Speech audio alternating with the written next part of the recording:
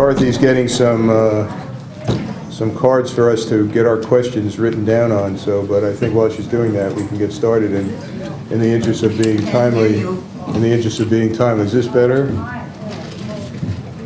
Is that better? All right, let's get this. It's a karaoke mic. You got to get your.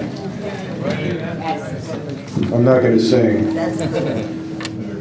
Okay, we're very fortunate. Many of you may not realize this, but village elections across New York are often uncontested, and there are insufficient numbers of candidates. Feedback here. Is that better? No. I think it's the other mic on the podium. Sure. How about that over here? Maybe if you took the whole thing around the other side. Which one? This one? Sally, see if yours is on. Turn that off. See if your mic is turned on, that might make the feedback. Oh, Is that that might one on? Okay. Can you hear me now? This is that one, off, so I should turn this off. Okay. Just remember, everybody, we have to put it back I on. think we'll be. Okay, as I was saying, we're very fortunate because we have a contested election, and contested elections lead to accountability and lead to attention to the public will. So we're fortunate to have so many candidates for public office in our village. And it's truly exceptional for that to happen in New York State. However, it presents us with certain logistical challenges to get so many people's views on the record and have them stand for and respond to questions in an evening and still have a relatively a meeting of some reasonable length. So I'm going to suggest to everybody that they pay close attention to how we're going to proceed, and that we'll try to proceed in an orderly fashion. I know we're going to proceed in a civil fashion, but also in an orderly fashion. So our goal here is to get the residents of this community informed about the election, the issues in the election, give them a sense of who the candidates are and what their character is and how they present themselves, and see how the principal local issues, what they believe the principal local issues to be, and how they expect to address them. We're going to do a two-tiered approach to this presentation. We're going to present the trustee candidates first, and then we're going to ask the mayoral candidates to speak. The trustee candidates are going to speak for 3 minutes each. Then the mayoral candidates will have 2 rounds of 3 minutes, one on personal introduction, second on issues. The board candidates, the trustee candidates will talk about both things in a briefer time. And then we will have questions from the audience. The questions will be written on cards, so we're going to distribute cards for you to use. Yes. This is Dorothy Jessup, who made all this happen. Yes. When it's time for questions, we will have a couple of people with 3x5 cards for you to write on. And if you want to write a question, then raise your hand and somebody will hand you a card. That way we won't run out of cards too soon. But the questions won't be till a little later. Hi, everybody got a sheet except I did not get one. Somebody have an extra sheet. It's the same sheet. Thank you. That's okay. I left them, Tim yeah, shared this I'll with me. bring Thank one. you. Yeah, okay. All right, so, and then we're going to have questions from the audience, as I indicated, on cards. Now, if you want to address the question to a particular individual, write that individual's name on the card. If you want it to be generally, get a general response from everybody who wishes to respond, we'll do it that way. I'll urge the people running for office to be brief, as there's 42 minutes for questions and answers, and there are a lot more than 42 minutes worth of people to ask questions.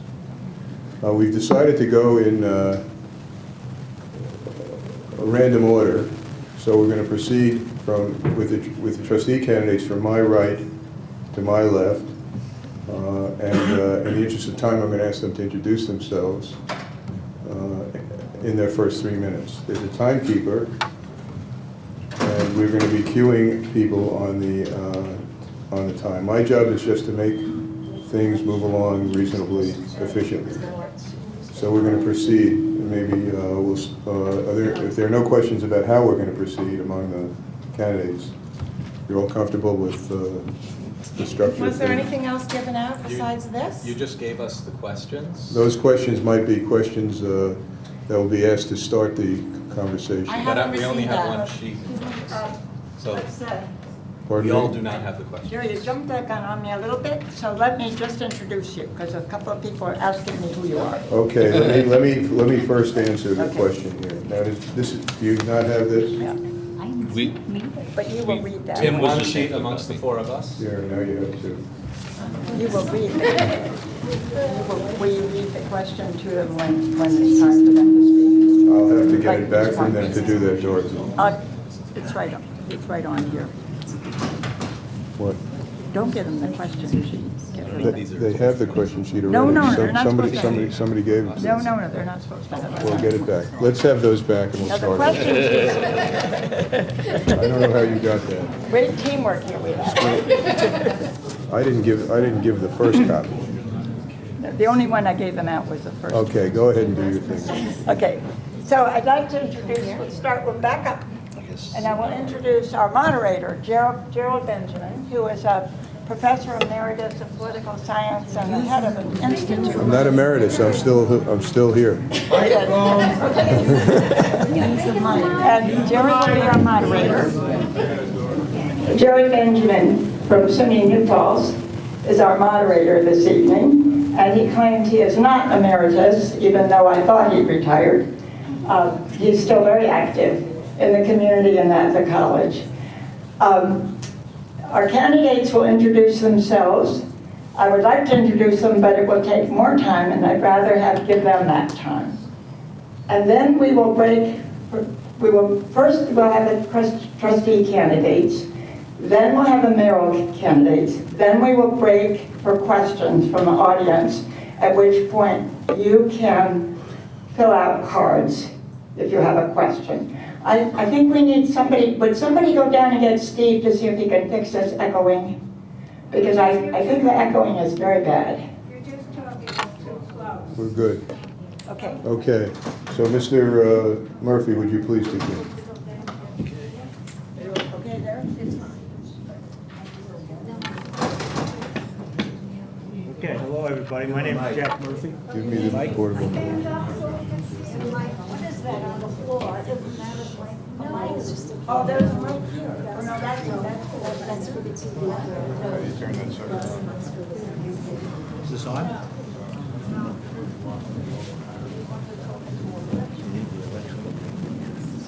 Where's the guy who just helped me turn this on?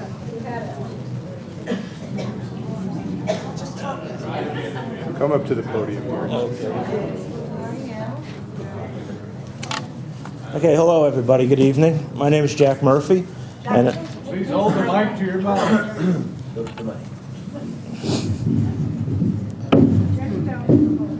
Don't hold it too close. hello? Is that better? Okay. My name is Jack Murphy. I'm running for trustee. And I'd like to thank you all for inviting me here tonight, and hope we can have a good session, and welcome all the other candidates as well, okay? So anyway, I'd like you to know, I know a number of people here already, but a lot of you I don't know, so I'm going to try to give you an introduction to myself. Speak into the mic. You can pull that out, yeah. Hello? Okay. You can take that off. You can take it. Yeah. Okay. So we're off again here.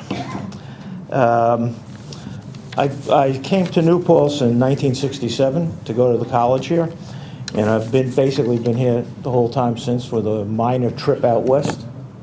And I've lived in the village the whole time. I've lived in New Paltz. I've lived in the village. Can't hear. Okay. Try this. Does that work? Hello? No, that's not No, it working. doesn't work. All right, I'll try it. I'll just hold it up close. Okay. So anyway, so I moved here in 1967 as a college student, and I stayed here for most of the rest of the time. I was away. My wife and I went out west for about 8 years, but other than that, I've been here. The whole time I've been here, I lived in the village. I lived on Main Street. I lived in the dormitories first, then on Main Street.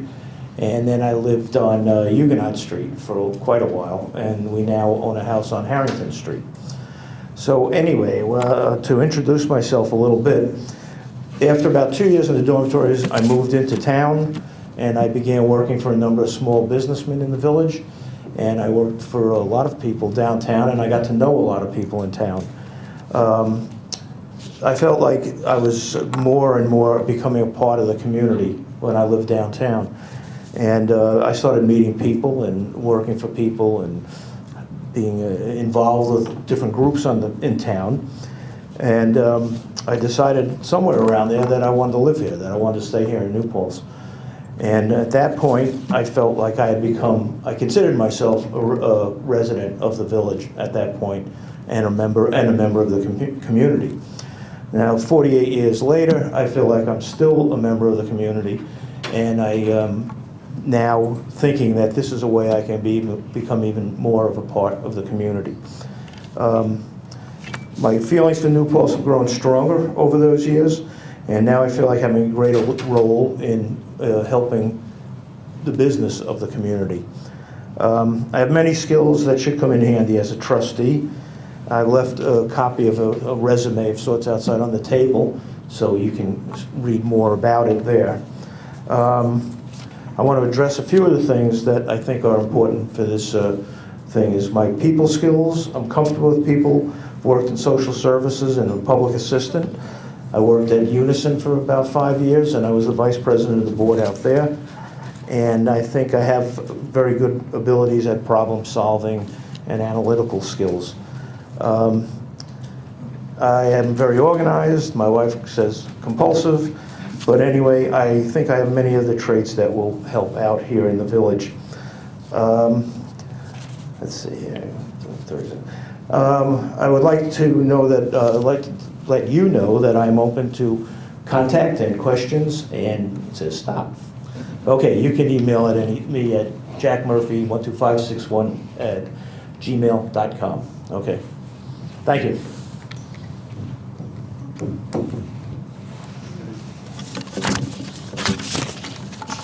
Thank you, Mr. Murphy. Still doesn't work. Mr. Dungan. That's what we got right here. Okay. Okay.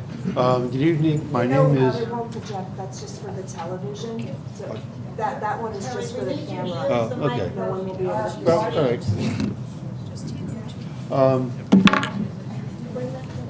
This mic is for the access. Yeah, that's fine.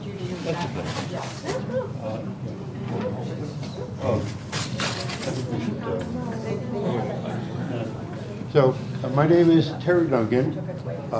I came to New Paltz in 1964. Can't hear you. Stand up. Yep. Here,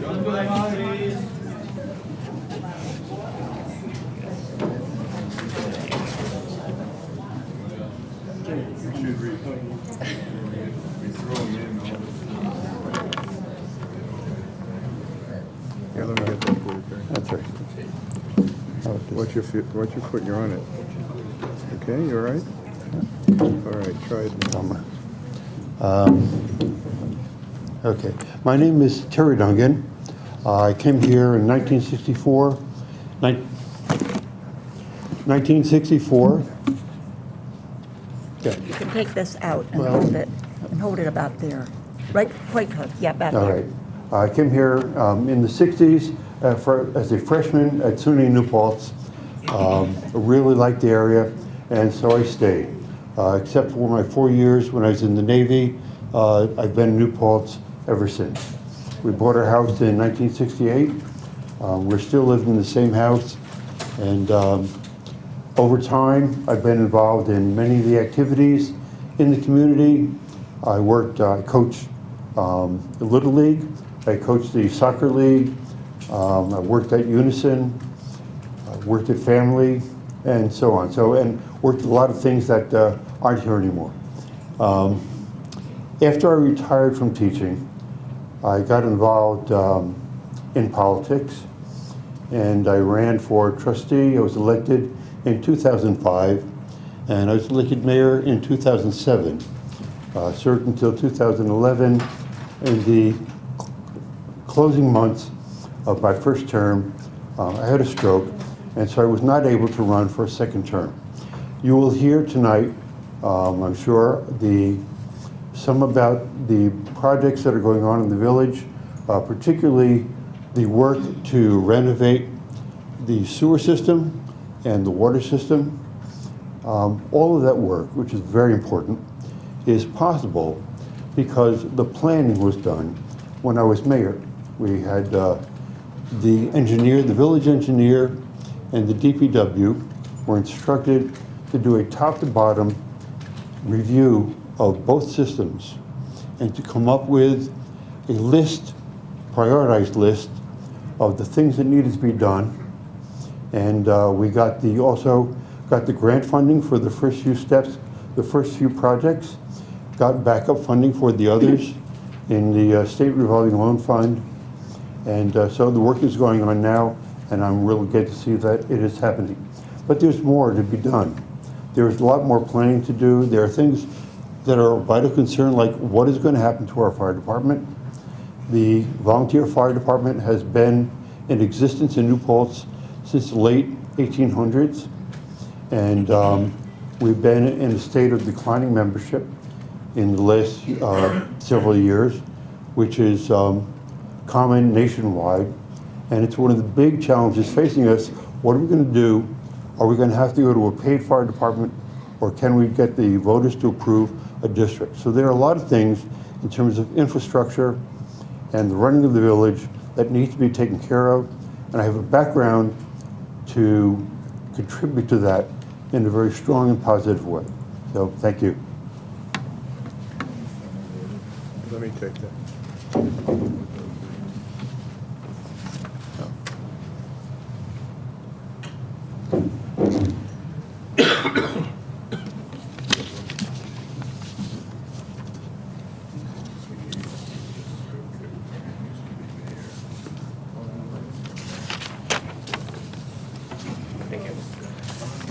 My name is Dennis Young, and simply put, I'm running for village trustee because I believe we can achieve a fiscally leaner and environmentally cleaner village government. I have over 15 years' experience as a successful business professional, and my contracting and negotiating experience will go a long way towards solving our infrastructure challenges while maintaining our current tax level. Our drinking water, our sewage, our wastewater systems, our storm water, our parking, our traffic, all of these things need to be addressed, and if they're not done carefully, it's easy to see our taxes escalating. I give the village board a great deal of credit for reversing their decision to convert to natural gas, but I wonder with more negotiating if we could have added something beneficial to the village, such as energy efficient LED street lighting that could have saved us money, or perhaps additional electrical lines down by the Gardens for Nutrition, where we get extra lighting and have more suitable parking for our downtown business needs. With the high cost of living in our community, we cannot afford to leave any money on the negotiating table. Creative problem solving is going to be necessary if we're going to help ease the financial burden on our residents. One of those things along these lines that I've been pushing for is optional garbage contracts. Creative problem solving is if we band together and purchase in bulk, we can deliver real cost savings to our residents.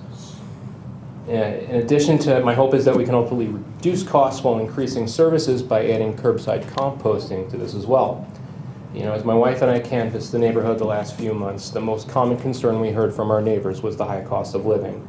I have 3 generations of family members living in the village, and the last thing I want to see is for any of us or any of our neighbors to get priced out of our homes. Jessica and I want to retire to this village that we love so much, and I want to work on our village board to ensure that we will be able to do so. Jessica's aunt retired to the village last fall, and I recently convinced her to join the Environmental Policy Commission and help us research potential grant money for the village. As we have a wealth of great minds in our community, and together I think we can accomplish great things. I believe in an open and accessible government, and I implore you all to get involved. Come down to meetings, meet your elected officials. It's how I started. I just showed up, and I kept showing up. And over the past year, I've been to more village board meetings than any other trustee candidate because I have a passion to help our community and because I'm committed to do so. People get up here tonight and they can talk about passion, they can talk about commitment, but actions speak louder than words. Working collaboratively will be crucial as we address our infrastructure needs and as we repair the fractured relationship with our town board. As you vote on May 5th, think about putting together a well-rounded team that's going to bring a broad perspective and the ability to work collaboratively. Thank you all for having us, and please vote young on May 5th. Thank you, Mr. Young. Mr. Kerr could not be here, but sent an emissary to read a statement. I believe Mrs. Kerr, is that correct? That is correct, sir.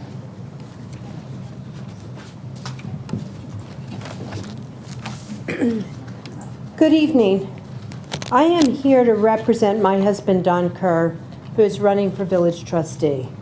He sends his thanks to the Woodland Pond for hosting the event and best regards to the other candidates and residents. Although it's regretful that Don is not here this evening, his absence reflects his commitment to the world water crisis. He is currently in Costa Rica to facilitate community water filters for villages at the request of the Ministries of Water and Health after having met with the First Lady of Costa Rica, who has a strong interest in seeing the filters distributed in her country. His vast experience in clean water methodology has raised interest worldwide and will be invaluable to New Paltz in the coming years as the aqueduct supplying our community is closed for repair.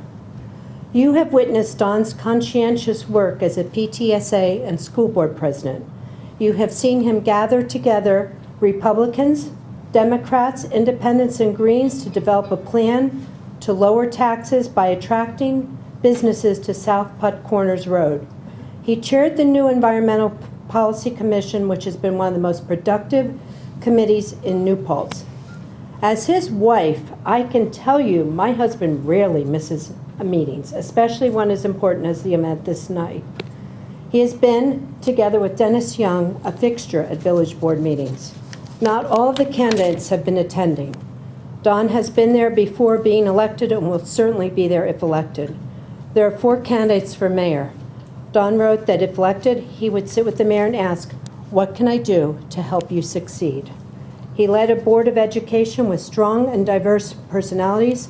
He found ways to bring these divergent points of view to consensus in order to get things done.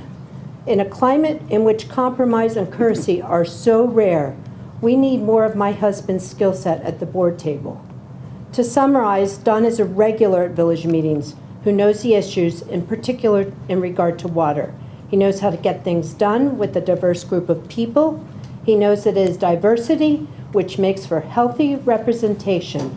Don can work with any mayoral candidate to support the environment, keep a lid on taxes, and support the village from Woodland Pond to Main Street. Thank you very much, and I hope you'll consider voting for Don Kerr.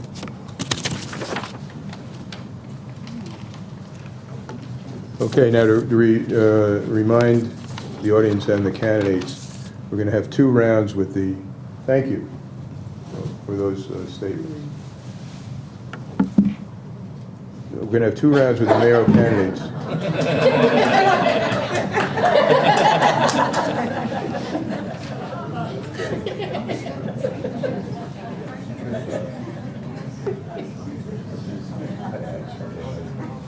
I'm not going to permit any questions to Mr. Kerr's picture.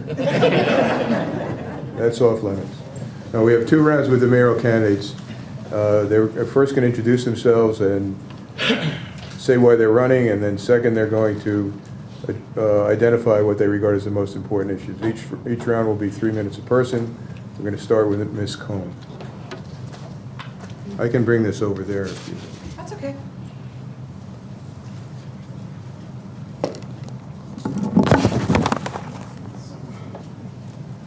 Good evening, everybody. My name is Amy Cohen, and I'm looking forward to being your next mayor. My story starts a very long time ago on my grandmother's lap. My grandmother worked on our relationship by taking me to soup kitchens. We worked with the hungry across New York City. We worked across New York State, getting holiday gifts for children in need. Later, as a 6- and 7-year-old, I worked with my grandmother in a nursery school. This really ingrained a sense of civic responsibility in me. My grandmother used to tell me stories about how she started the Manhattan March of Dimes with Eleanor Roosevelt. She told me stories of many women from her neighborhood counting nickels and dimes at their dining room table. That dining room table sits in my home on North Chestnut Street today. And those women call to me, and that is why I'm running for mayor. 18 years ago, I found myself at home with my family in the village of New Paltz. My first civic project was working on a fence around the playground at Hasbrook Park. I was amongst many parents who used to sit there, and our children would walk out into the street, and we couldn't relax, and everybody would just complain all day. So instead of complaining, I said, let's all get together, and there were about 120 of us, and I spearheaded POPs, Parents of Playground Projects. I soon met Mayor Nyquist, who was our 4-term mayor, who I am proud to be endorsed by in my campaign. Mayor Nyquist and I worked on getting a fence built.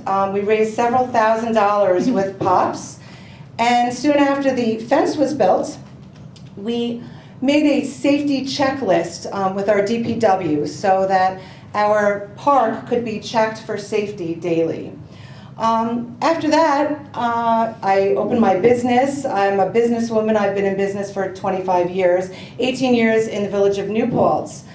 But I've spent the last 4.5 years studying our municipal governments, first as a police commissioner and currently as a town planning board member.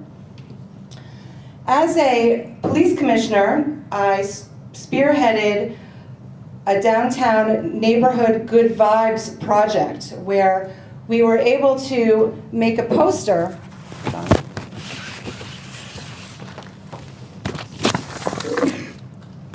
which is here, and I can leave it out for you to see. I worked with a committee of various village residents, Sally Rhodes, our supervisor, police chief from our police department, and I need to finish now, but I will go back to this project after because it is very, very interesting. Thank you.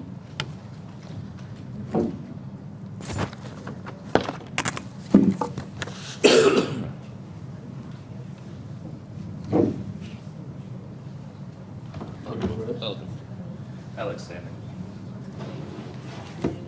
Thank you, Jerry. Good evening. My name is Jason West. I'm currently the mayor of New Paltz. I was first elected mayor back in 2003 when I was 25 years old.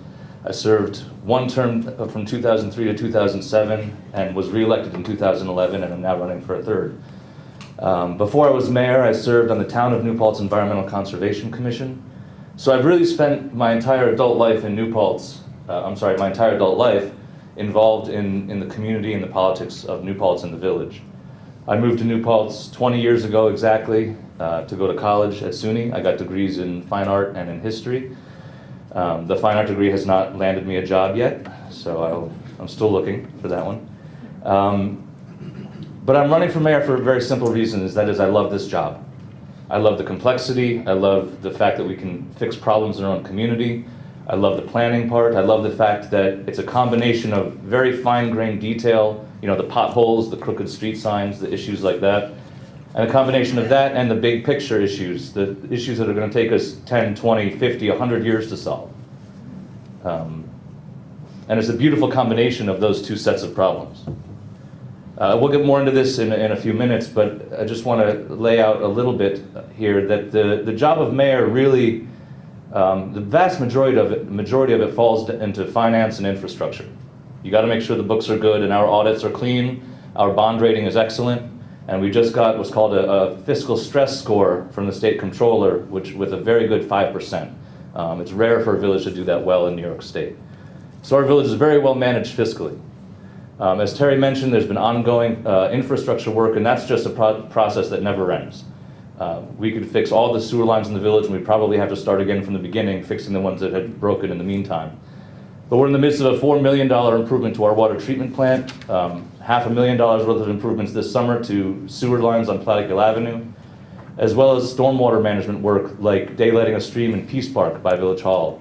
If you haven't had a chance to go down to Village Hall, please do. There's 2 parks right there. And in one of them, we took a stream that was running through a culvert and had it run through the park itself in a series of pools and waterfalls that not only looks nice, but also helps with stormwater management. And we're exploring more green infrastructure projects like that one. So there's a lot of work to do, some of it immediate, some of it very, very long term. But it's exciting work, it's interesting work, and I would look forward to being your mayor for a 3rd term. Thank you.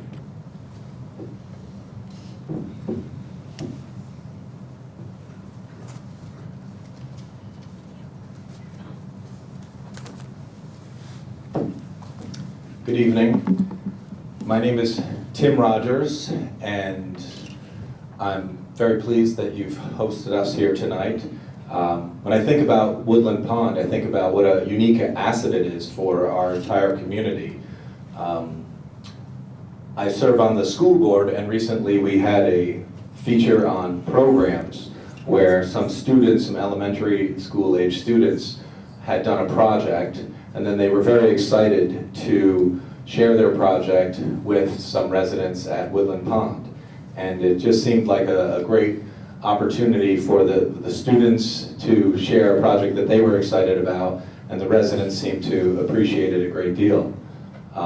Additionally, I would like to thank some of the Woodland Pond residents who've worked very hard on this observation deck that overlooks the Millbrook Preserve. I think the Millbrook Preserve is a really unique asset, and so many folks in our community are excited about the town and the village taking the next steps to preserve more of that open space. And it's been exciting to see that Woodland Pond has been the Woodland Pond residents have been very active in that pursuit. To just give you a little bit of background about myself, I was raised in New Paltz. Both of my parents attended SUNY New Paltz as undergraduates, and then both received graduate degrees. Having been raised here, I have a unique plus 40-year perspective on this community. I think that's very unique, having attended our local public schools, and then also returned first as a weekender when I was living in New York City, and then also choosing to raise my family here full-time. I have 2 elementary school aged kids at Duzine. I think each of the candidates, the trustees and the mayoral candidates, there's no question that we're all here because we have a unique appreciation for New Paltz. That almost goes without saying.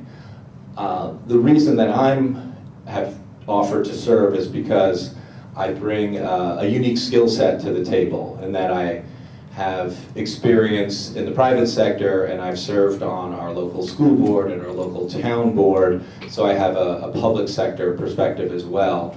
And I think that combination of having executed and done stuff privately as well as from the public sector is unique, and I would like to bring my unique skill set and ability to analyze and look at projects thoroughly to the village government. Thanks. Thank you. Now we have Sally Rose. Good evening. Thank you for having invited the candidates to be with you this evening to try and plead our case as to why we should be elected. I want to first thank Professor Benjamin for his generous offer to moderate our debate, and to Kathy Preston for giving of her time to be our timekeeper, and to all of you for coming, and I hope you'll learn about us. In the 45 years that my husband and I have been in New Paltz, we came because he got his first job at the State University. I have spent a great deal of time working for the betterment of this community. I hope you will take my brochure and find out about me. For the last 4 years, I have been a village trustee, And as the candidates will know, being a village trustee is a legislative position. But I'm happy to say that as a village trustee, I believe I have introduced and successfully gotten passed by my colleagues more legislation than's ever been done by a village trustee. The latest being, Mr. Rogers referred to the Millbrook Preserve last Wednesday night. The village board unanimously adopted a resolution to buy the Millbrook Preserve, to preserve and keep it as an open, viable space. As a wilderness park, it will connect Woodland Pond all the way down to the current piece of Millbrook Preserve, but it was in danger of being sold for private development, and I'm happy to tell you the village saved it for all of us, for the future, and forever. But the one thing I want to tell you is I bring to my desire to be your mayor a lot of skill, a lot of background, and having been a trustee for 4 years, I can assure you I have learned a lot about what is good for government and what needs to be done. And the key problem, with all due respect to our current mayor, is we are lacking in management and leadership. And I believe my record shows I can do that for you. And I would like to be your mayor, and I would like to try to do that. Thank you. Thank you. Before we go to the second round, I just want to take note, it'd be impossible for me not to, of the contribution of the university to the community. I think everybody would agree that they're either here because of the university or benefited from the university. In fact, my office gathered the funds to uncover that creek. Worth mentioning. So, in an era, often the most attended to matters are ones of contention and conflict, whereas the collaboration is not always noticed, and the contribution should be at least acknowledged as compensation for my presence, otherwise uncompensated presence. So that's the advertising moment I seized upon. Now back to Ms. Cohen to talk about the issues facing the village, the most important issues facing the village. Again, 3-minute cycles.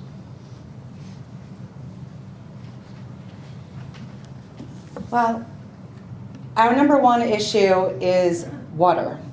Many of you know that in 2017, we have a shutdown that we're trying to prepare for. And we need a viable solution so that we can have water in our village and in our town users for 10 weeks. And it won't just be a one-time deal, it's going to be 10 weeks once a year, and we don't know how long that will be for. So we really need to figure out where we're going to get water from. The village has known about this for almost 10 years, and it seems like just now we're starting to maybe find a solution, and I have to thank Tom Rocco over there because Tom has been working on this diligently, and Tom and our town have been meeting with the DEP, and it looks like we are going to be signing some intermunicipal agreements very shortly. So it looks like things are on the way to hopefully being solved. However, we still are going to have a vote to form a water district. And in the in-between, we have over 100 households down on Plains Road who have been affected by drilling down in their neighborhood, and they do not have proper water in their homes. I would say the second biggest thing is the sewers, and as everybody already stated, we need to continue to seek grants to fix our sewer system. It's very, very old. The next thing, and I have to say that almost everybody that I ask is asking when are they going to get new sidewalks near their homes. There are so many cracked sidewalks, and I would like to see all concrete sidewalks being put in. We need to look for grants for sidewalks. It's important for children, for seniors, for bicyclists, that we have safe sidewalks. And there are places that we need sidewalks that we do not have sidewalks. So it is very, very important that we continue to see grants for those. Parking is a very big issue. But a bigger issue is communication with our town. I am the candidate that can communicate with the town. I have over 4 years' experience working with our current town, and I believe that I will be able to have good communication, and this communication will lead to better efficiencies and hopefully some shared services. I would also like to say that revitalization is very important to me. We have a new bridge coming down, crossing the Wallkill. There have been some meetings about that, and our rail trails will soon be connecting, and this is a big Hudson Valley project that we're all going to be connected with bicycles. And I have to stop. But come see me if you want to hear more about that. Thank you.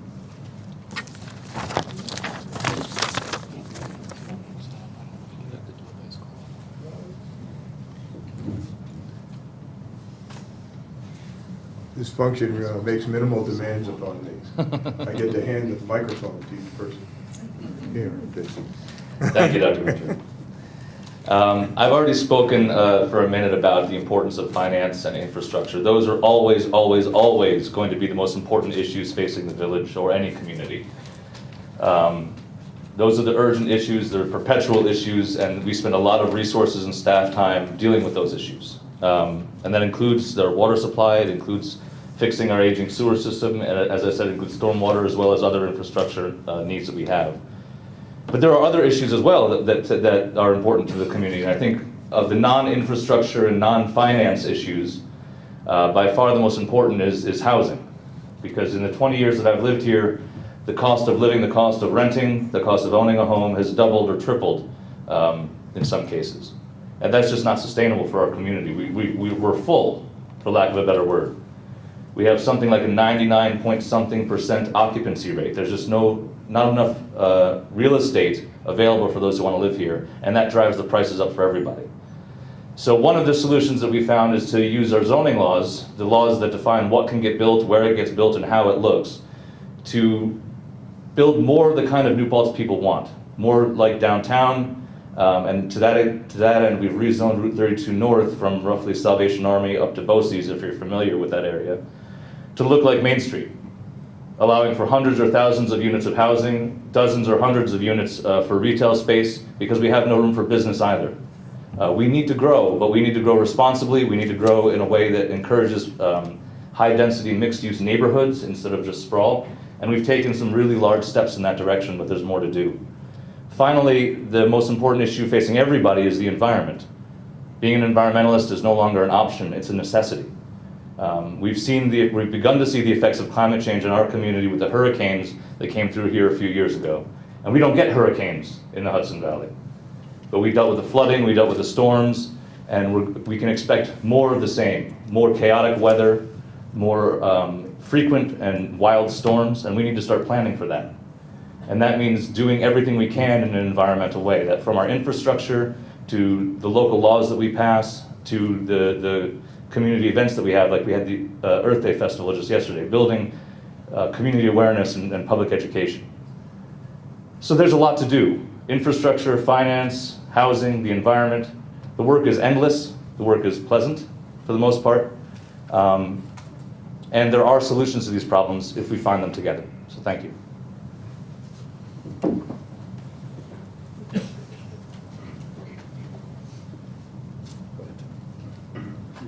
Mr. Rogers. Thank you, Dr. Benjamin. I feel like the greatest issue that our community or our village government has been challenged with recently is just process in terms of how we handle village government. New Paltz has changed an enormous amount. Again, I feel like I have a unique perspective having grown up here and comparing what our community is like now versus what it was like in the 70s and 80s. When I was a kid, very few people commuted to New York City for work, and now I know an enormous number of people who get on the bus and travel into the city because that's where there are better opportunities in terms of pay. Our community has changed a great deal in terms of the visitors and how this community has become a destination for tourists and weekenders. One example that I would cite is when I was in junior high school and high school, I mowed lawns and raked leaves on Butterville Road. Most of my clients were seniors on fixed income, and those properties are now worth millions of dollars, and in the past they were worth very little. It has just changed a great deal. The dynamic of this community is very different than what it used to be like. And that's why I feel like we're playing a little bit of catch up now in terms of process. I've been particularly concerned and worked a great deal on what our building department has done in terms of growth and development in the village. And I feel like we have an opportunity as a village government to support our building inspectors and our building department and our planner when a new planner is eventually hired. But this is incredibly important to keep up with the changes that we have witnessed in this village. This is a very attractive village that lures many people, and the process of particularly the building department and, as some of the other candidates discussed, just being more transparent and thorough and solutions-oriented as far as the aqueduct repair that is upcoming will be very important. And additionally, our sewer needs, and not necessarily taking a consultant's report at face value, but really understanding the report and thinking about the impacts to our village and our town and how the two municipalities interrelate. I think we have an opportunity and a responsibility as a village government to improve some of this process to keep up with the changing times.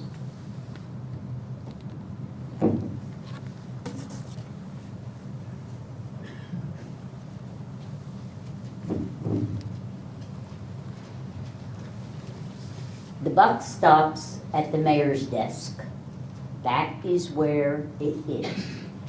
And we need a mayor who is willing to commit the time and the energy on a daily basis to supervise and to manage our very good employees.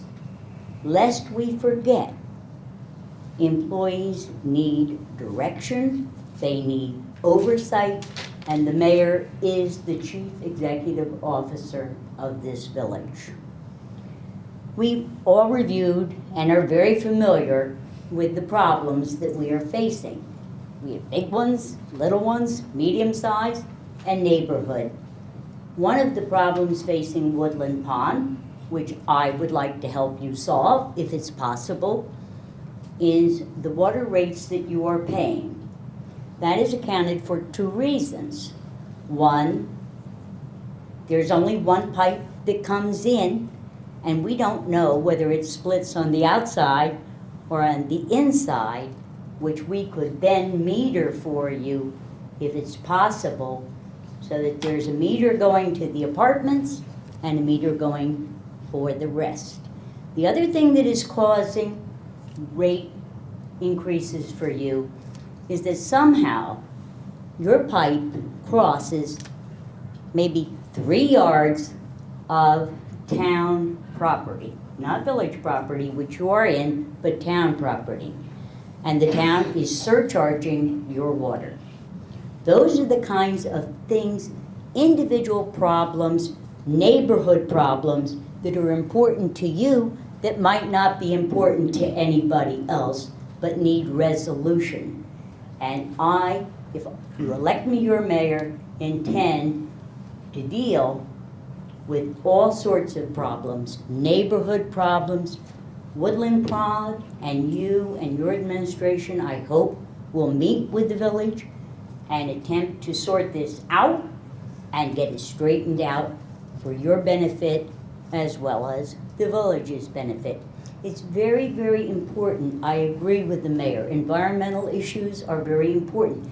That's why I introduced the resolution to preserve the Millbrook Preserve. It is probably ecologically and environmentally the most sensitive property in this entire community, and it needed to be protected, and we're willing to do that for you.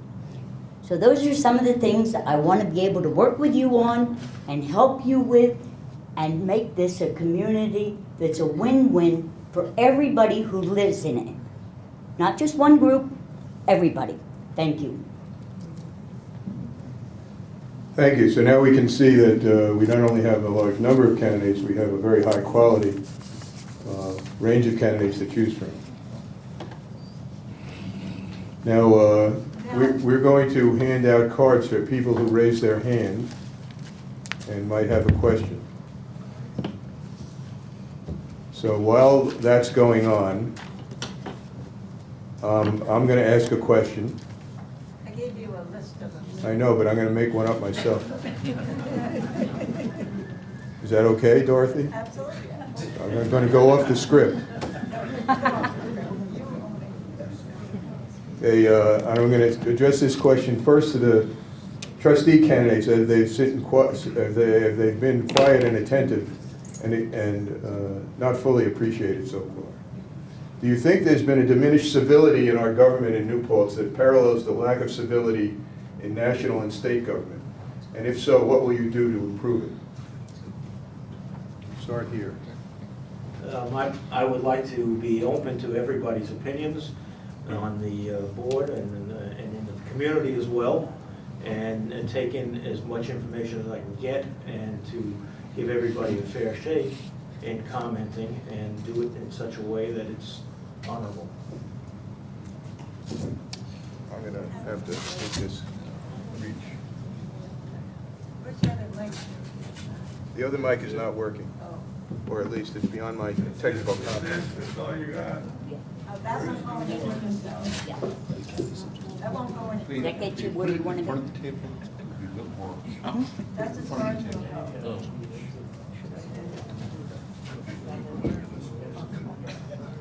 That's going to help. That's excellent. Is that it? That's much better. Well, there's a way. So, in terms of civility, within the village board, generally, we've always gotten along well, even though we disagreed. There was a good collegial relationship. The town board has some differences of opinion, some strong disagreements within its members that it's having to deal with. And between the town and the village, there is a real problem. The town has for years not been honest in its financial dealings with the village. There are still some issues taking place, and it is hard to have a good relationship with someone when they are not being fair and honest with you. And it's unfortunate to have to deal with that. Aside from that, there are many things that we have been able to do with the town. As long as you take each problem by itself and not let your other disagreements get in the way, you can still get a lot done. Thank you. Let me say that I forgot to mention, please limit your answer to a minute or a minute and a half. Okay? My mistake. We have enough room? I'll come back here. I think a lot of it comes down. Oh, Pardon me? that's okay. I think a lot of the discourse between the village and the town at the moment really comes down to not building relationships and, like Terry said, being open and honest with each other. I think that there's way too many people that come to village board meetings and scream and yell at the village board, and then they go to the town board and they beg and plead for everyone to act civil, and it's disingenuous, and it's really it's not doing anybody any favors. We need to work together to solve our problems. We need to be open, we need to be honest, and we need to work collaboratively. And that's the way we're going to find the best way forward. Why don't we just go from this end, so it'll be easy. I believe I was the first candidate when I announced that I was running for mayor who brought up the whole question of civility, respect in all public discourse. I do believe in the golden rule. I believe that we must all be respectful of each other. There's nothing wrong with agreeing to disagree, because a disagreement in its essence means there are two distinct opinions worthy of consideration by both sides. There is no reason to ever deal in public life by personality issue, ever. And in my administration, if it is to be, we will all deal with each other, as I think the village board has tried to do, with respect and understanding of various points of view, and all is allowed to be heard. Thank you. I'll slide back some. Got it? No, here, why don't I go over the table?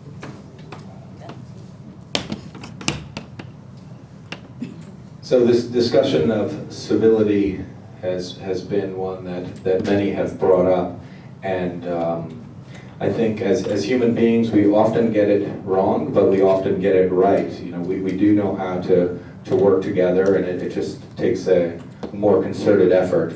And my belief or philosophy along this topic would be it's okay to disagree, and it's probably more normal than it would be unusual to see things differently when you have a few different perspectives. And I think what we need to do is focus on it's great to learn from your peers. It's great to try to step outside of your comfort zone and see why someone is saying something that's different from what you're saying. And you know, I think it's really just a philosophical switch. We have to look at differences of opinion as an opportunity and less as a frustrating situation. I'm excited to learn from my peers who offer different perspectives, and that's what I'll continue to try to do. I think that the civility, or the working together, working within the boards, between the boards, it comes and goes. A few years ago, the town and village were at each other's throats once in a while. The past few years, we've started to work very well together, especially when we disagree. And the town and village boards right now disagree on quite a number of things. Within the village board, we, again, work very well together with this particular group of trustees. Again, specifically when we disagree, because it doesn't really matter otherwise. It only matters if you can get along when you disagree. But to answer the other part of Jerry's questions, which I don't think we've touched on yet, I don't think it has anything to do with the national lack of civility. I don't think it has anything to do with the Democrats and Republicans in Washington or Albany not being able to get along, because there's not that partisan element to our local politics. The town board itself clearly is not working very well at the moment, and every one of them is a Democrat, I believe. The village board is made up of, I think, 3 or 4 different parties and non-enrolled, and we do get along. So it has nothing to do, I think, there's no kind of American anti-civility sweeping the nation, I think. At least, I don't see that at the local level. But finally, I think the thing that causes this problem more often than not is an inability to see through your own pride. And I've been as guilty of that as anybody else. But it's a skill you can learn, to be able to actively listen better, to put your own pride aside and really try to hear what someone else is saying. It goes a long way towards allowing groups of people who are disagreeing to get along together. And now I have to stop. Thank you. Well, with 25 years of business experience, I've managed upwards of 70 individuals at a time, and I found a path to leading while listening.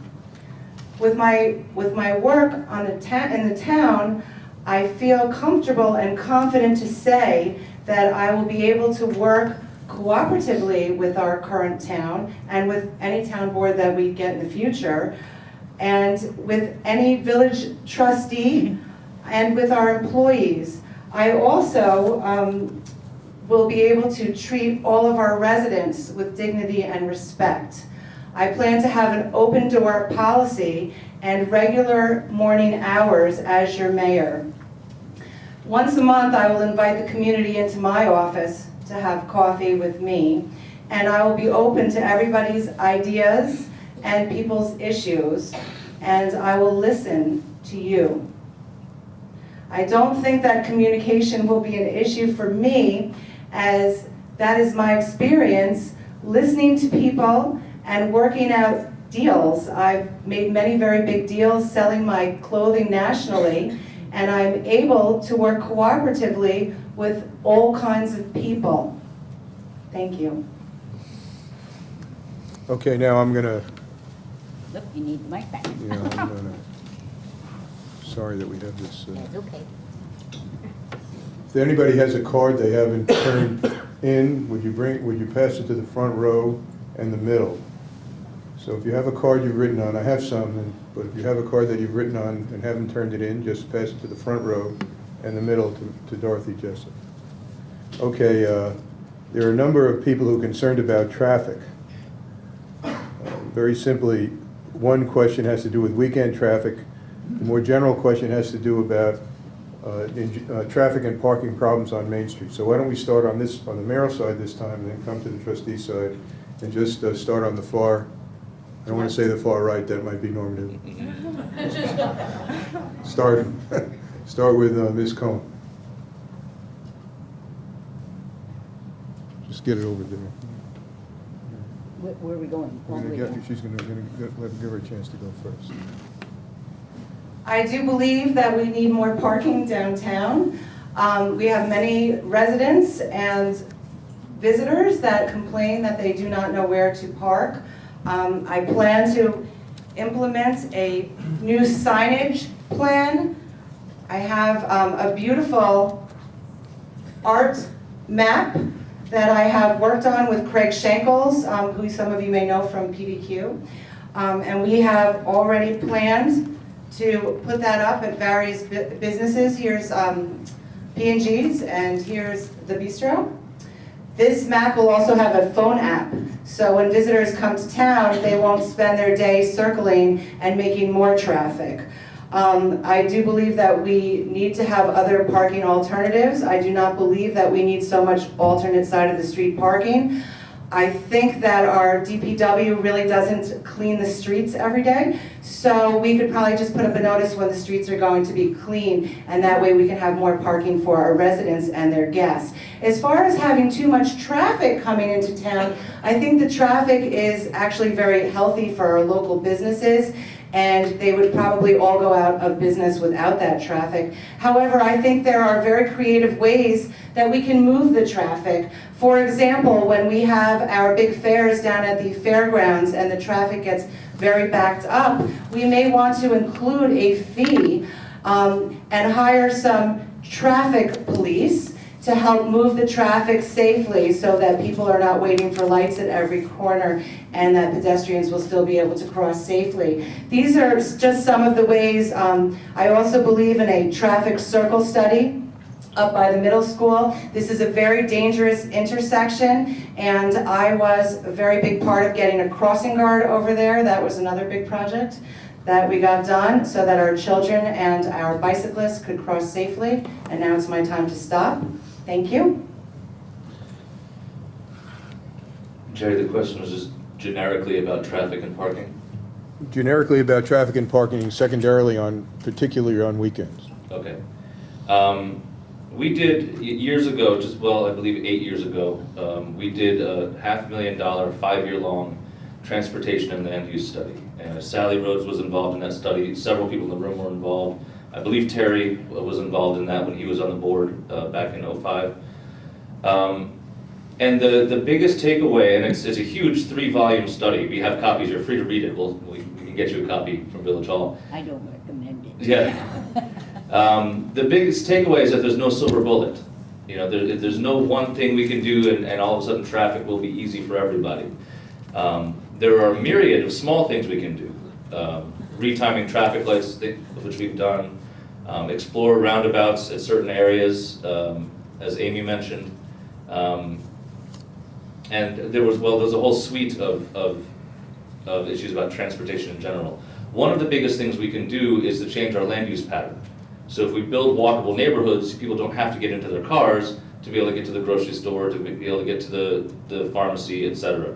So again, that's one of the focuses of the village, is to fill in those parts of the village that haven't been densely developed with that walkable, mixed-use type of development. Again, you know, I rarely agree with Amy, but I will agree with her this time that it's not necessarily a bad thing to have too much traffic. It's a sign that people want to come here. It's a sign of a healthy tourist economy, both from the college and the ecotourism of the mountains. And we need to encourage that. But if there's ways that we can smooth the edges a little bit, I think we have the responsibility to do so. And we actually have 2 different committees of volunteers who work on exactly this problem: our Bicycle and Pedestrian Committee and our Transportation Study Implementation Committee. So we've got good people trying to find new solutions, and we'll explore those as they come up.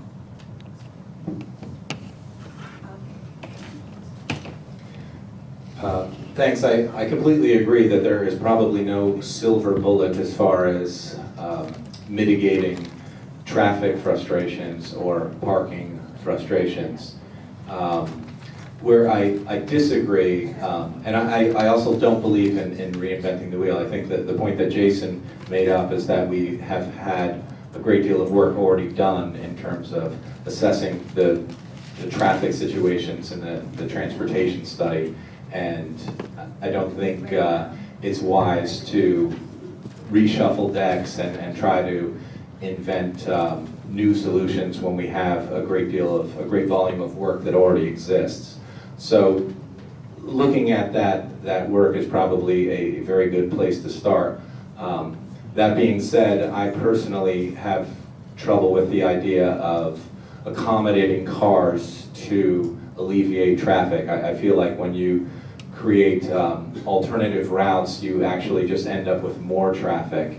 And I would agree with both Amy and Jason that traffic is a good sign of a desirable community. So there's nothing inherently bad about traffic. But when we look at different opportunities, I think roundabouts in particular, I'm a little bit concerned with the idea of a roundabout at the intersection of 299 and Mannheim, because this is a walkable community and we should be encouraging more of that.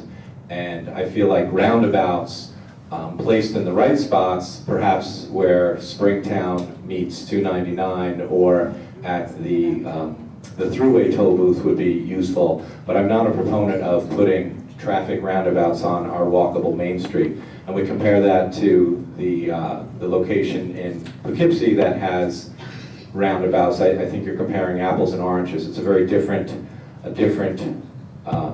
neighborhood that is not used as much by pedestrians as our Main Street is. I'm going to approach this question very differently. You have to understand that Main Street was given over to the state of New York to become Route 299. So there's very little that the village or the town can do to say how it should be. And the only thing, and Jason alluded to, was our traffic land use study. And in that study, it is recommended a roundabout, for what I would call a half a roundabout, at the middle school, because many of our streets don't connect directly. They connect in a very odd way of connecting. Parking has been an issue in the community of Newport since I've lived here. I've gotten myself into a lot of trouble over this issue, trying to work with the community to resolve critical parking questions. The college is building, Therefore, parking is limited at the college. That means students want to park in residential areas, which upset our residents. And there is no easy solution to parking. I do want to tell you that before any of us take office, whoever you elect, new signs and kiosks will be in the downtown, because we have been working on this as a committee. The signs are ordered and people will have much better sense where to go. Thank you. Are we going that way the other again? way. Come over here. Thank you. I think the daily traffic problem is just that. It's a problem, and how do we solve it is going to take a lot of work. I think on the weekends, though, there are options that we may be able to exercise by looking to nearby communities, for example, Rosendale. When Rosendale has a large event, when they get the street closed off, when they have the pickle festival, things like that, they often direct the traffic to larger lots down by other areas of town, and then they actually bus people in to the event. And I think something like that might be worth looking into here, because on a weekend we could possibly direct parking to Bosse's lot or other areas around the drive and ride possibly, I don't know, probably not with the thruway though, and then bring people into the event, actually bring them in, and it could possibly, the cost could be deferred by charging a parking fee in those areas. So I think that might be something we could look into. Thank you. As was pointed out before, Main Street is a state route, and there's little that we can do about that. The state does not have money for doing the large projects that they had planned in the traffic and land use study. So we're kind of stuck with that. But also, it's complicated because, as was pointed out to me by the Ulster County planner, there are a lot of communities who would kill for a traffic problem. That traffic is hugely important to the success of our downtown businesses.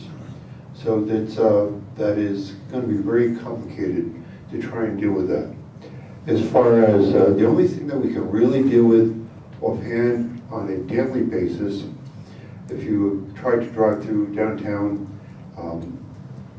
between 4 and 6 o'clock especially, that is complicated because you have a mass exodus of the day students from the college.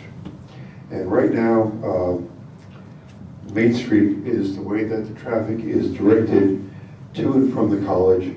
We could change that. But again, the state will not do it unless the college agrees to it. And so far, they have refused to do it. All the construction which is going on campus is geared to having the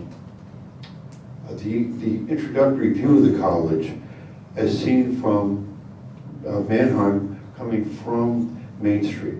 They don't want people coming up from the south because then all they would see is the heating plant, and the college does not feel that that would be sufficiently impressive enough to have that being the first impression of people who see it. So it's something that's going to take work, and building a relationship with the college might help. Thank you. Well, as many candidates have already mentioned, traffic's a good thing to have. A lot of people would be very happy to have traffic in their town. But it's going to take a comprehensive plan to try and address it. There's no silver bullet, like Jason said. And it's not just about fixing what we have. It's about making sure that as we move forward and we plan future development in our community, that it's not severely impacting traffic in an adverse way. For instance, right now there's a planning board meeting that I would have loved to attend where they're reviewing the CVS application that's going to go on the corner of 299 and North Putt, which would actually remove the yield when you're coming east on 299, and that's a very common traffic route for people coming off the thruway and moving down out to 32. And if you make that a dead stop light, you're going to have traffic backed out past the thruway. When my wife and I come home from work every day, we come that way, And several times a week, the traffic light seems to have gotten readjusted recently, but we used to get stuck 2-3 times sometimes at the light just to get off the thruway and to get onto 299. If people don't have that merge off onto North Putt from 299, it's going to get 1,000 times worse. And this is why we need to make sure that we're planning effectively for the future, because we hope to grow, we hope to have more traffic, and we need to be able to support that traffic by planning properly. Thank you. This is the write-in candidate. She needs 2 minutes. You decide when. Okay. Where is Ms. Preston? I'm gonna ask one more question. We have one more question, and I'll give the floor to a write-in candidate who wants to say something. We've agreed to could have 2 minutes. And this question I'm asking, nobody's going to believe that this is not a question I thought of. Nobody will believe it, but in fact, it was submitted twice. Please explain your position on town-village consolidation. Let's start with on this end here. Thank you, Jack. I think that any time that there's a possibility that we can take our services and share them and save taxpayers money, we have to look at that as in-depthly as possible. The problem with the last time that we tried consolidation is the numbers were very off. If we're going to try and sell the community on something that's for the betterment of the community, it has to be accurate, the numbers have to add up, and it has to make sense. People have to be confident that what they're voting on is what's actually going to happen, and that falls on our elected officials to do their due diligence and represent the facts and true numbers to the community members when we move forward with something like this. So my feeling on consolidation is like anything else. If we can save taxpayer money, we have to look at it, and we have to look at it very closely. But it needs to be done correctly. It has to be done in a way that protects the identity of our downtown village. It needs to be done in a way that the math is correct. We have to sell our community members on something that is accurate and truly reflects what we believe is going to happen as we move forward. Thank you. Yes, we did have a $56,000 study to look at the consolidation issue, and the results of the study were inconclusive. There really is no overall community benefit to doing consolidation at this time. And under those circumstances, I really would not support it right now. It is something that we should look at periodically as the dynamics of the community change, but the way things are now, I really don't see it. And the feeling community-wide, town and village, there's no consensus of popular support for it. There are still people who feel that there's got to be a way that would save us money, and there are others who just are not comfortable with it at all, with what we've seen so far. So I think that the jury is still out on that, and it's too soon to make a commitment either way. Thank you. As far as consolidation, I believe that we do need to do much more study on it and review the past studies. I also think that we have to see what the outcome of both water district and fire districts, how they change the complexion of the village and the town. But the common use of services without consolidation should certainly be looked into as well. That any money we can save by sharing services, I think, will be an excellent thing for both the town and the village. Thank you. Let's go here. Well, now we're on a topic that I very much believe in and know about. For 40 years, when I joined the League of Women Voters and was appointed to the first study committee on this topic, there's never going to be an answer that's going to satisfy everybody. Candidate Young says, you can't believe the figures. You don't believe anything you don't want to believe in. And let me assure you, the figures were accurate. The problem is that we have a turf war going on. And the turf war is twofold. At the state level, the state said, we want governments to consolidate. We got successfully $1 million in perpetuity should we be able to succeed at this. The study that was done, which former Mayor Duncan appointed me as a citizen representative to, worked diligently and came up with what we believe would work for this community, not all communities. And that was, it has to be a win-win for everybody. We recommended a village, town-wide government. You have to have a town by law, but only for one day a year. And the rest of the year, it would be a village, town-wide government. We're not in a position to do this yet because we haven't come together to discuss things, to collaborate and agree to disagree on this topic. The governor pulled the rug out from under the consolidation committee by saying he would support any new form of government, and we provided it, and it didn't happen.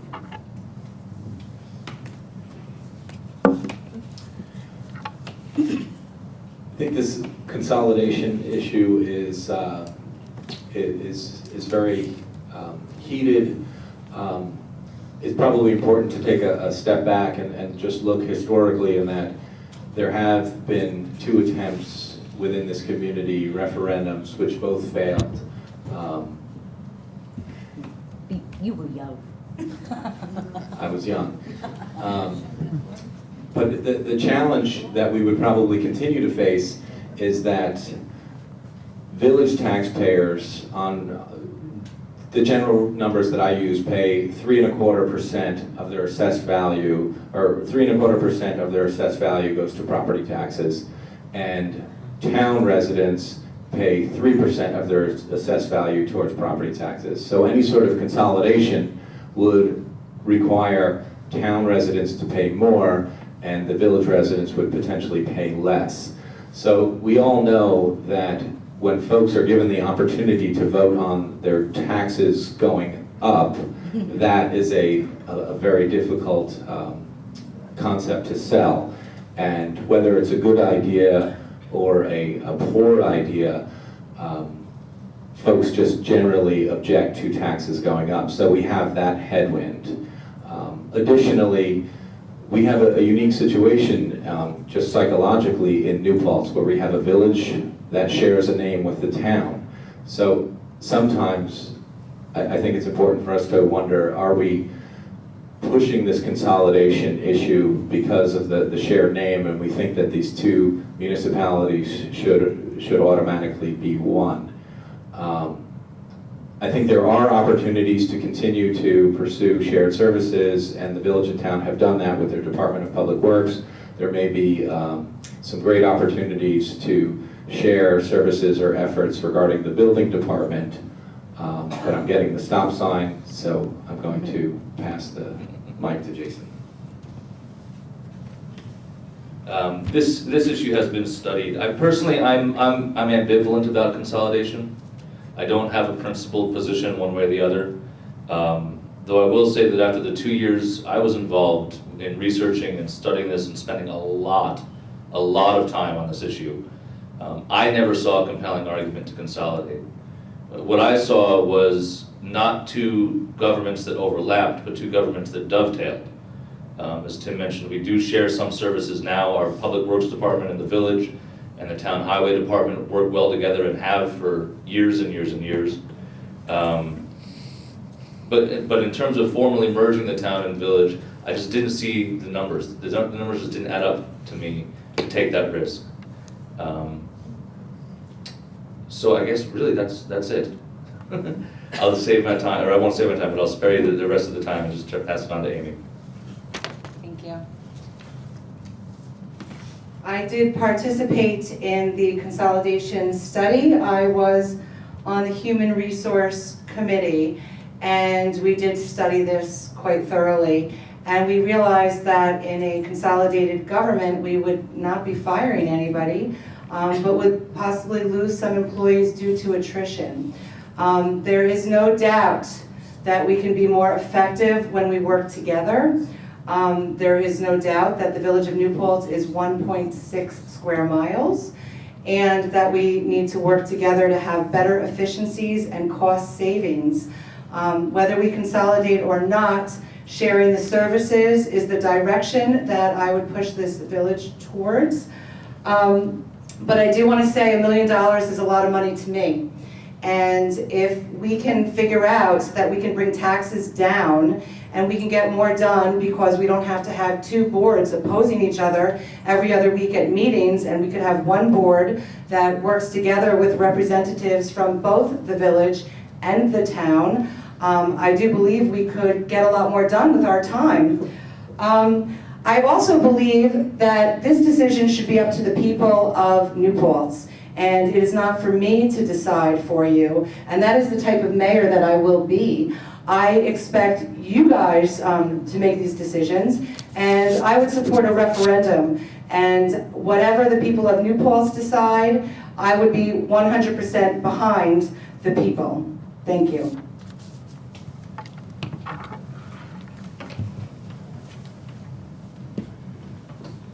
Now we have a write-in candidate who we've promised to give 2 minutes to. Brenna, is it Brianna? It's Brianna Parsons. Thank you. Hello, I'm Brianna. I'm a write-in candidate for village trustee. I'm just going to talk quickly about my main focus, which is intergovernmental communication, which really comes up at a great point in this conversation because there's much more to government than we see. There's government that is structured, and then there's government that is the people in this room. And what we need is communication on all those levels, not just town and village. But when I sat on the Transportation Implementation Committee, a committee between the village and the campus, or SUNY College, I saw that there is an issue with representation to the county transportation committee. What we need is more chairs, more representatives, more chances for people to speak up, and the ability to voice their concerns. So transparency in these regards is utmost importance, and I think I'm a very great candidate for doing that. All of the concerns addressed by both the mayoral candidates and the trustees are very important and things that everyone can be involved in making a difference on. And as a legislative position, I'd like you all to take a chance afterwards to talk to me about the resolutions that I've not only completed, passed, and served throughout the state, but also what I have as a vision for a legislative agenda for the future that is collaborative and inclusive. Thank you all for allowing me these minutes. I am running for Board of Trustees as a write-in candidate. Spell my name B-R-I-E-N-N-A, Parsons. Thank you. Okay, let's see what else we have here.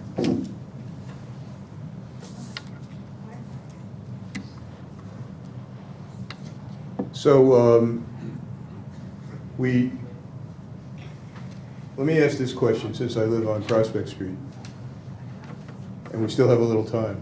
There's some discussion about moving the bus station. Some people think that the bus station should be in the village. We had concerns expressed about traffic and parking. And some people think that the bus station should be moved to the periphery of the village or even near the thruway. The bus station's location in the village probably has some positive consequences for people buying real estate and being able to walk to the bus. Have you all thought about this major transportation link and where it's best located?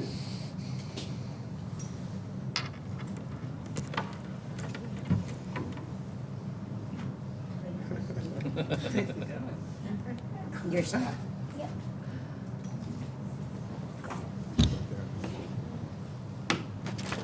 Thank you.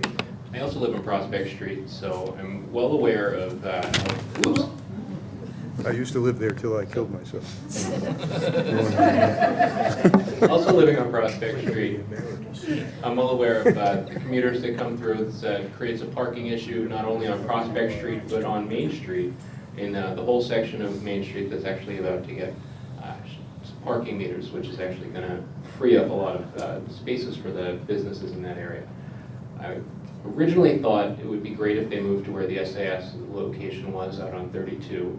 But I was speaking with one of our community members who actually has a lot of experience as a community planner, and this is something I bring to the table. I'm willing to listen and change my mind when it's somebody who has more information and knowledge about the subject. And this gentleman told me that it makes more sense to have it closer to the college because that's where the vast majority of people using the bus system is. And if we're moving it further away from them, it's going to cause more problems. I do think that it's not in a good location where it is now. The buses have a horrible time trying to turn on and off of Main Street. It creates traffic not only going from Prospect Street onto Main Street, but it backs up Main Street. I think if we can get it off to 32 or somewhere closer to college, perhaps to the thruway, but again, that might be further than walking distance. I mean, it takes a lot of great people and smart people to come up with a good solution. I'm smart, I work hard, but I'm willing to listen to the people that have the information and figure out the best way forward. So really, it comes down to being walkability and where the mass of the population is located. Thank you. Yeah, the Trailways bus currently makes 3 stops in New Paltz. They stop downtown, they stop at the campus, and they stop at the park and ride by the thruway. So the fact that they stop at the campus, if we were to move the bus station, say to the location where the park and ride is across the street from Stewart's, it would not inconvenience the people who live on the south side of the village because they would still have the campus stop to go to, and it would be convenient for a lot of the people who walk from different places in the north part of the village to the bus station.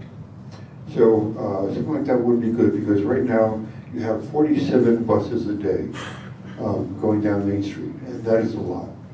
And on the holiday weekends, they have the buses backed up at the thruway parking on the parking lot there, and they run extra buses in. So having it someplace which was out at the downtown and a little more accessible for the buses without the problems of Main Street would certainly be helpful. And it would also help to alleviate some of the parking congestion that we have. It's something that has been looked at a lot. One of the considerations is a really big shifting around, moving the trailways over by where our DPW is, because if you had the pit and trailways, if you had the UCAT going there and also the taxis, you would be able to get federal funding, grant funding, for a multi-story car park, which would greatly reduce our parking congestion. So it's something that does need to be looked at still. Thank you.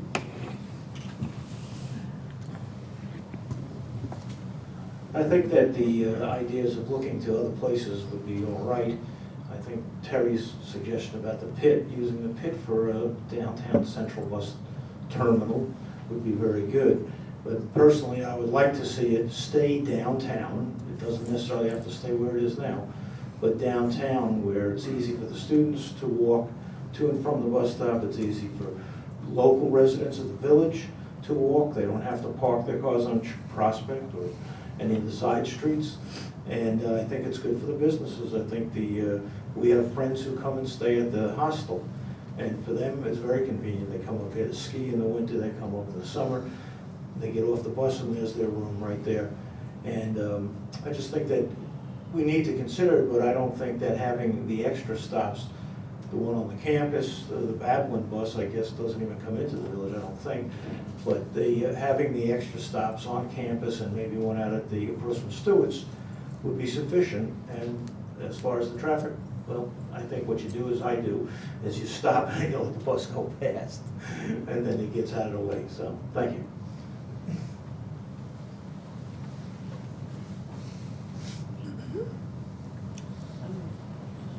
There are three final choices in the way. One is the current bus station, the second is at the Park and Ride, and the third is not the pit, but Village Hall. And that is something that we all are going to have to weigh out carefully with you as to what is the best choice. And there is a meeting on May 7th at the Community Center. It is May 7th, isn't it? May 7th, 7 p.m. May 7th at the Community Center to make the presentation on the three final choices. I haven't made up my own mind. I can see pros and cons for each one, but I'd like to hear the thinking that the county is using to come up with these solutions. If you left it where it is, I would think the village would expect, as part of this reciprocity, a bus garage to be provided, which has its benefits in reducing the downtown parking issues.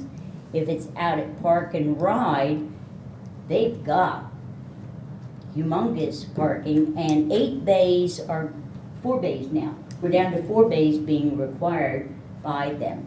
And the benefit and disadvantage of doing it at Village Hall, obviously, we'll have to go elsewhere, but the advantage would be if they would give this community enough money that a new governmental center downtown, in collaboration with the town, they have to build a new building, maybe we can work a deal to negotiate that.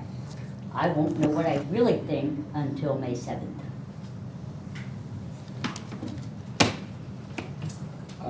I'm definitely partial to keeping the bus station where it's currently located. I think it promotes walkability, and I think that's what we want to do.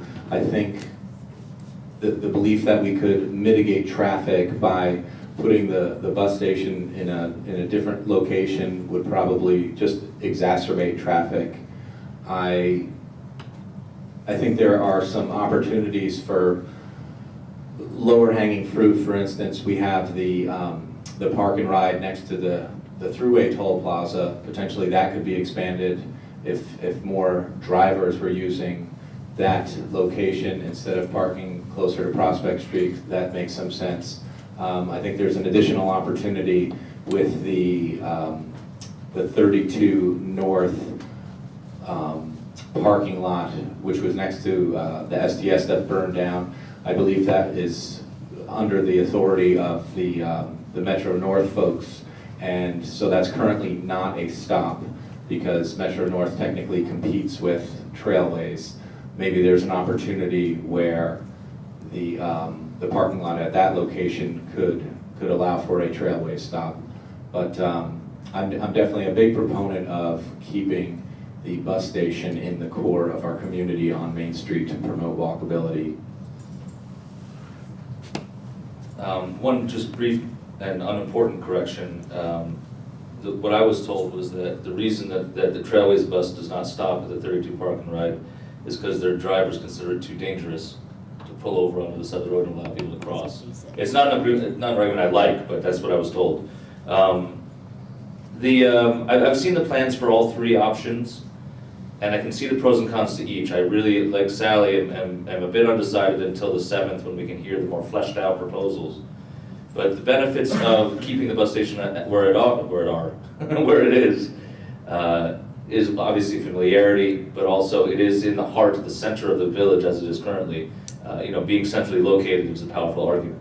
Though I do think there are things we can do to design that entrance to Prospect a little bit better so that the buses don't cause a little bit of the havoc that they do with traffic when they're pulling out now.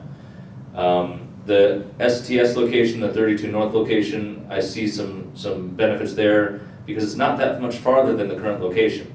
It's maybe a 5-minute walk if you go Prospect down to Henry Du Bois, and then you're on 32 North. It also fits into what I was talking about earlier with that redevelopment of Route 32 to look more like Main Street, to look more like a 19th century village.